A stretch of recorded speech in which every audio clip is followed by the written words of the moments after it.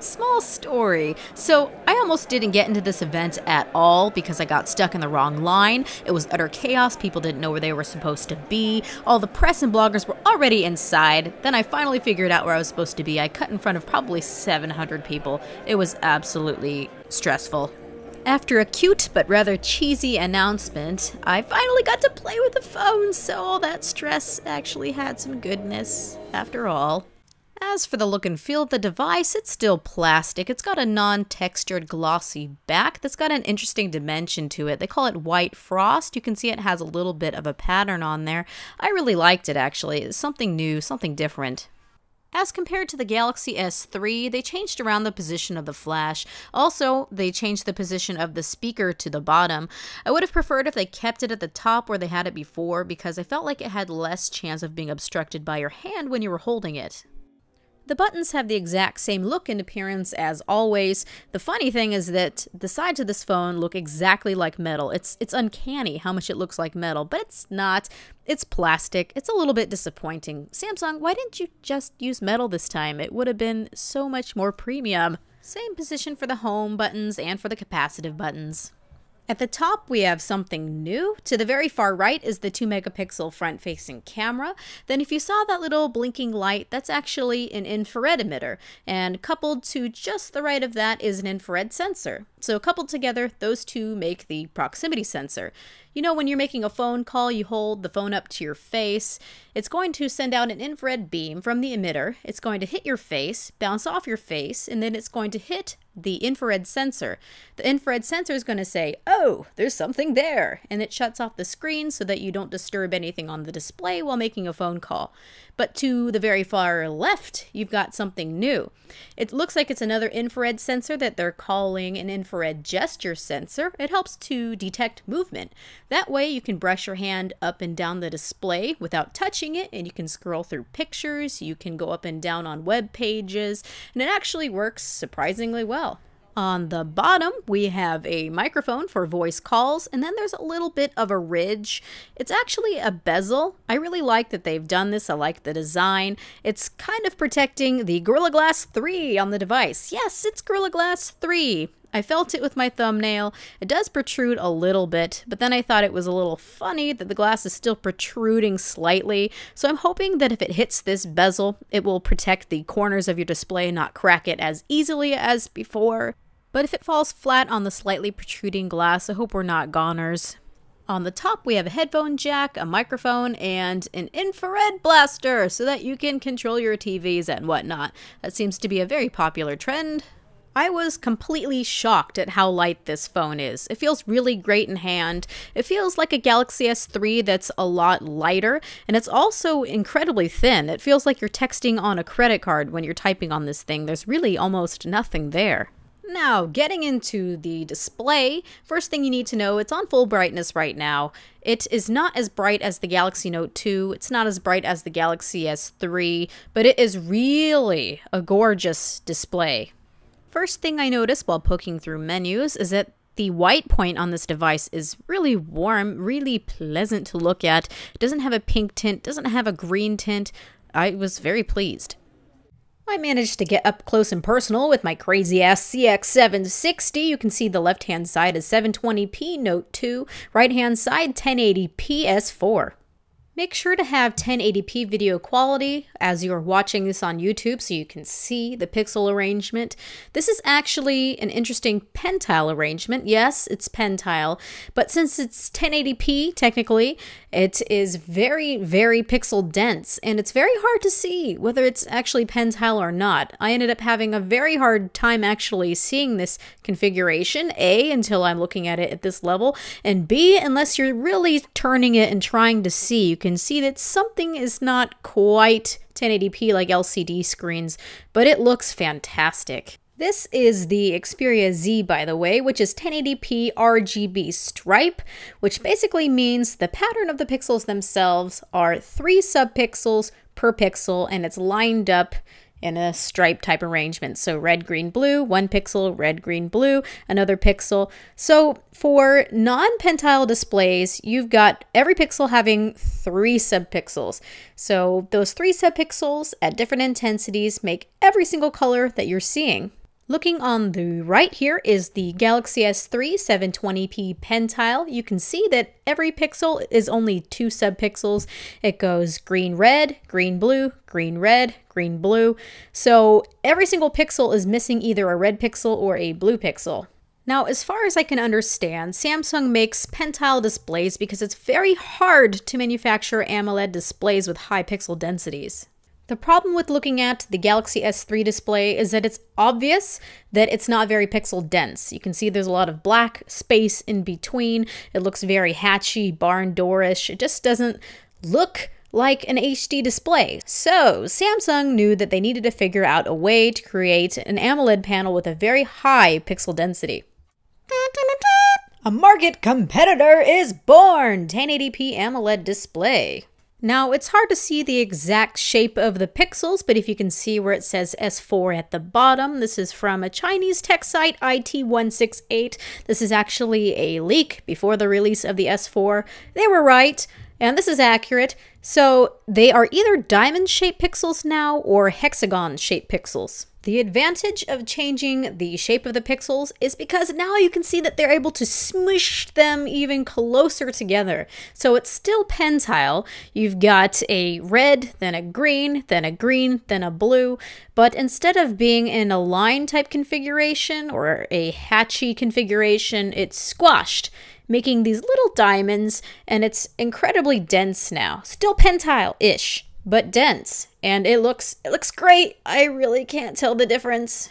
Now, the point to all this is that the text still looks incredibly sharp. I'm not seeing any ragged or jaggy edges, and images are still entirely gorgeous, beautiful. Unless you're really staring at it, it's very hard to see that this is pen tile. Lately, I've been hearing reports that this is the darkest AMOLED panel that they've been able to manufacture so far.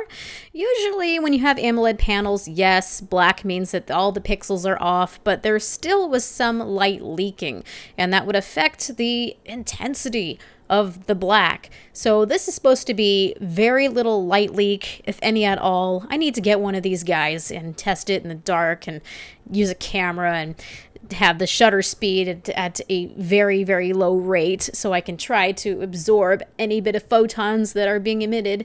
Putting that aside, it looks like this display is revealing some black clipping. Black clipping is not a good thing.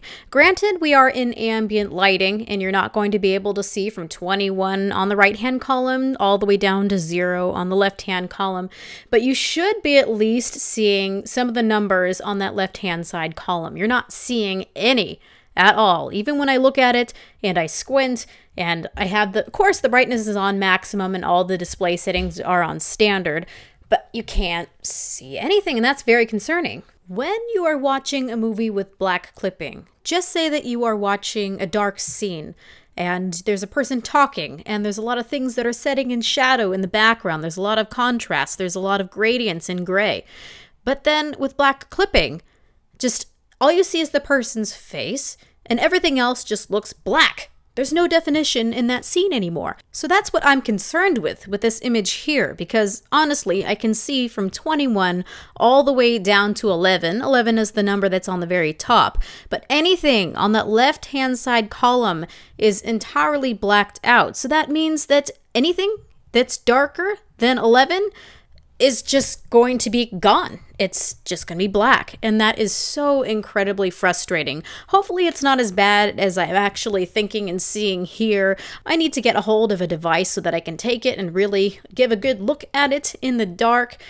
But really, with a contrast ratio this profound with these new devices, there's no reason at all for black clipping. Now, I only had limited time with this device, but the setting that interested me most is Adapt Display. So basically, if you're looking at something, it doesn't matter what it is, it can be a picture, website, video, it will adapt depending on what that content is. So I'm hoping that if there really is any trouble with black clipping, that Adapt Display will fix that, because the other settings I don't think are going to do much for you.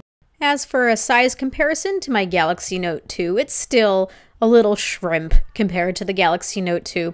It's got a 4.99-inch screen, but the thing is deceivingly small, and of course, somewhat wafer thin. Noting some changes to TouchWiz in Jelly Bean 4.2.2, I really like what they've done. They took the settings menu and subdivided everything into clear, distinct categories, connections, my device, accounts, and more. Now, whenever I'm looking for a setting, I don't have to go filing through all kinds of crazy things. There were settings under sound settings for phone calls that I had never seen before, and now everything is easily accessible all in one place. Also, near and dear to Vanilla Jelly Bean 4.2.x, we've got the quick toggle area that you can easily get to from the status bar. You can turn on and off just about anything. Samsung has just made their hub about 5 times more appealing. Before, I didn't pay attention to those annoying little game icon hub or music icon hub or whatever. I don't even know, you see, because I never looked. But now it's got style. You've got a game store. You've also got this interesting view that looks, I swear, just like Windows Phone. You can swipe back and forth. You can get to books. You can get to videos. You can get to music. Everything is all in one place, and it's very easy to use. You've also got a nice search option for the entire store hub. It's like a real concise store now. I might actually buy stuff from Samsung. It's like they copied Microsoft Windows Phone store, because if they would have copied iTunes, Apple would have sued them.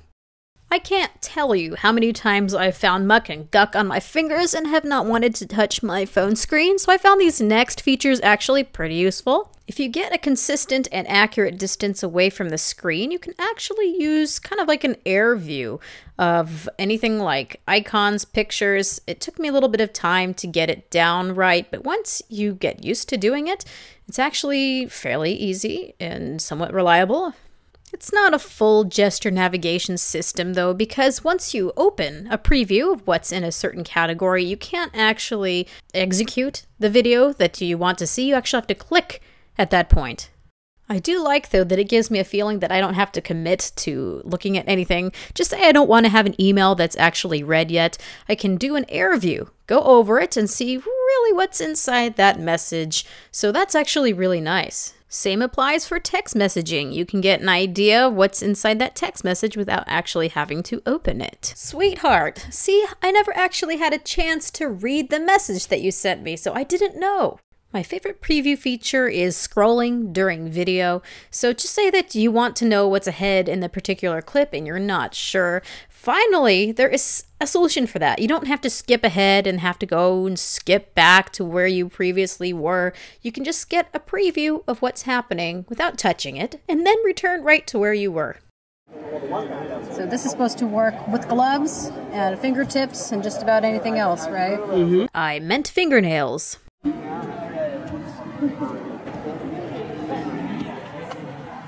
don't have anything to emulate a glove. We have Sal here and he's going to demonstrate how this works with a glove.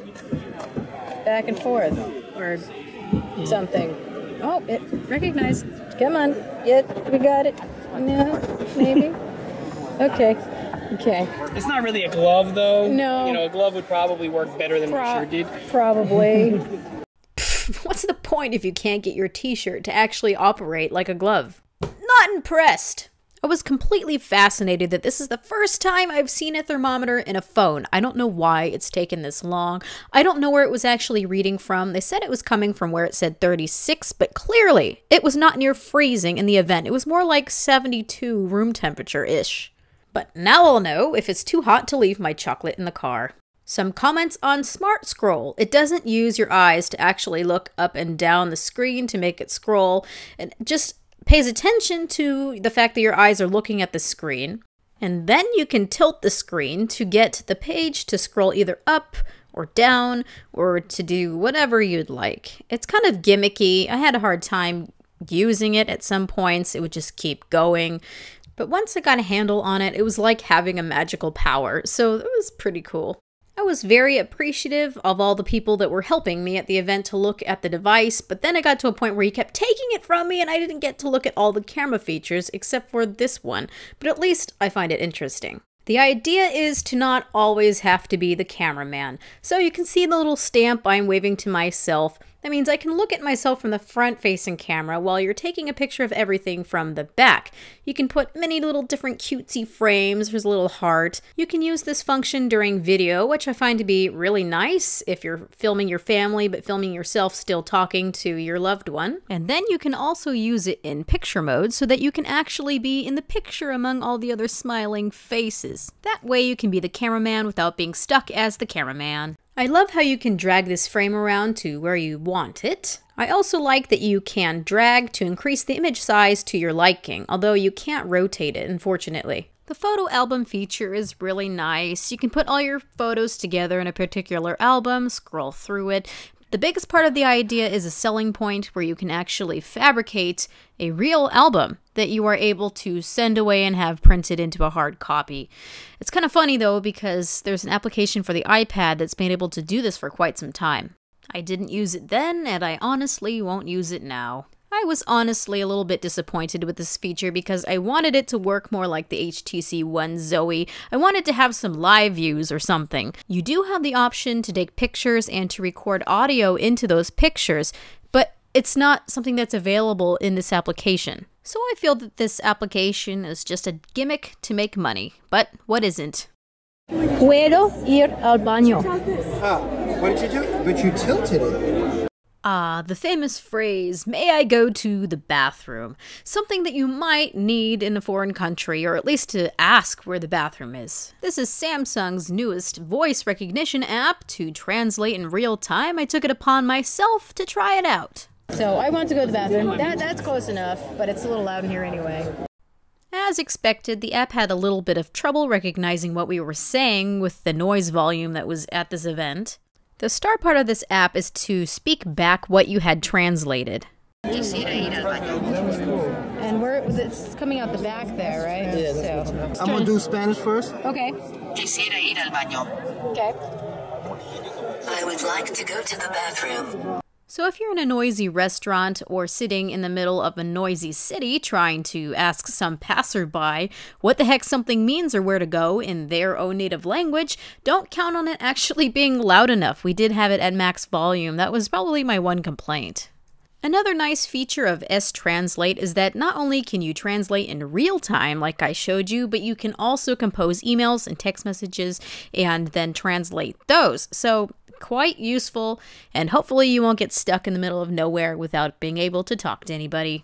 But if you get stuck in the middle of nowhere without a network connection, you can still look into your catalog of 3,000 pre-programmed phrases that don't need an internet connection to access in 9 separate languages. The translatable languages include French, Latin, American Spanish, German, Italian, Chinese, Japanese, and Brazilian Portuguese.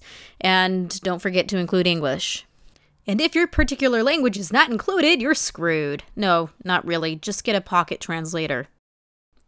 Now, in terms of benchmarks, I don't want to get into the full results until I have final hardware or get final confirmation about which processors are in what and at what frequency and this and that, because there's just so many discrepancies right now and nobody knows for sure exactly anything. What I will say is that I have the Snapdragon 600 version clocked at 1.9 gigahertz. The GPU should be Adreno 320, although I'm not sure what the frequency is. Even with being 1080p, the results for Egypt HD on GL Benchmark are really good. They're twice as good as what you'll be getting in the Galaxy S3, both versions, the Exynos and the Snapdragon. And as compared to some benchmarks with the Adreno 320 on the Xperia Z, I'm seeing that this is doing several frames better. It must just be at a higher frequency or something. When looking at the triangle throughput and fill rates on the Xperia Z from this video I found from Digital Life, thank you for that, you can see that mine is actually much better. I want an explanation. Maybe it's just a higher frequency. I don't know. The confusing part is the 1.6 gigahertz octa-core Exynos 5 variant. What we are seeing arguments of is it's the A15 cores, the 4 A15 cores that are 1.6 gigahertz, or is it the 4 A7 cores that are 1.6 gigahertz? And Nantech was led to believe that 1.2 gigahertz for the A15s would actually be pretty reasonable. And for everybody else, they're just like, well, A15s should be 1.6, otherwise you're going to have the Snapdragon version at 1.9 gigahertz being more powerful. Then you have the argument saying that yes, 1.2 is going to be totally fine for the A15s. It's fair. So I don't know. I'm just going to wait until I hear the correct information. Samsung doesn't even seem to want to release the full details. It just overall seems they're having trouble producing the octa-core versions.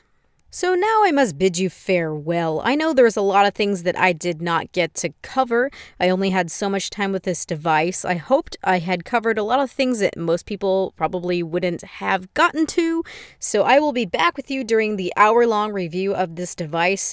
I don't know which one I'm going to be reviewing yet, but hopefully it'll be the octa-core version. So thank you, everybody. This has been Erica, the technology nerd who likes to film stuff. Please rate, comment, and subscribe. Again, I thank everybody so much for your support for helping me get to the Samsung event. It was awesome, stressful, but awesome, and I hope that this really paid off for you. By the way, this is Granny Smith in slow motion. I'm trying to emphasize the fact it looks quite jittery. It was the same on the One. I'm concerned.